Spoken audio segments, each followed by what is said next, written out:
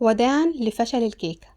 النهاردة هنعمل كيكة سهلة وبسيطة وتتعمل في 10 دقايق بس، وكل مكوناتها في الخلاط من غير أي تعب ولا مجهود.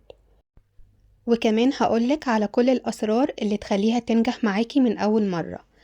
ازاي تطلع معاكي هشة زي الأسفنج وترتفع مظبوط من غير ما تهبط، وتستوي كلها بسوا واحد ومن غير ما تبقى معجنة أو ناشفة. وكمان طريقة التسوية الصح اللي تضمنلك نتيجة 100% من غير أي فشل. أول حاجة معايا هنا 3 بيضات، هنحطهم في الخلاط وهنضيف عليهم شوية فانيليا سايلة وكوباية ونص من السكر. هنضرب البيض مع السكر كويس جدا لحد ما السكر يدوب خالص ولونه يبقى فاتح.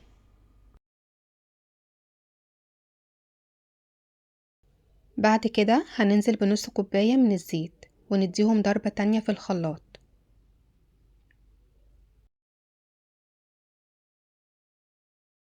وبعدها نضيف كوباية ونص فانتا برتقان وكيس من التانج بطعم البرتقان، وده بيدي طعم حلو جدا وبيعزز اللون كمان. وهنضربهم آخر ضربة مع بعض.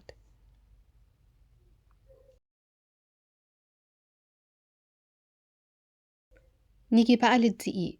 عندي هنا 3 كوبايات من الدقيق، ممكن يزيدوا أو يقلوا حسب نوع الدقيق معاكي. مهم جدا ننخل الدقيق كويس جدا، دي خطوة أساسية علشان الكيكة تنجح وتطلع معاكي هشة.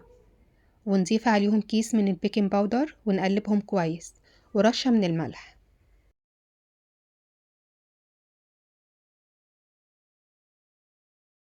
بعد كده ننزل بالخليط السائل على الدقيق ونقلبهم بهدوء لحد ما الدقيق يختفي تماما ومفيش أي تكتلات.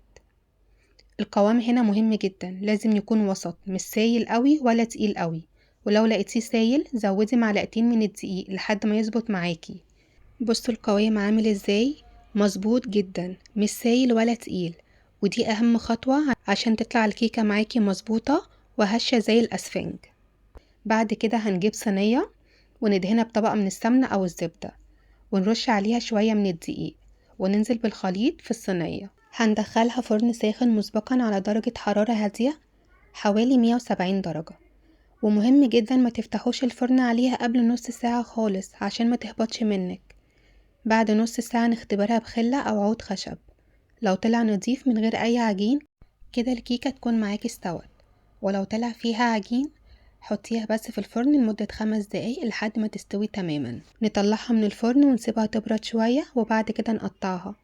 وهتتفاجئي بقى بالنتيجة، كيكة هشة زي الأسفنج، طرية جدا ومش ناشفة خالص، وتستمتعي بيها مع كوباية شاي أو قهوة.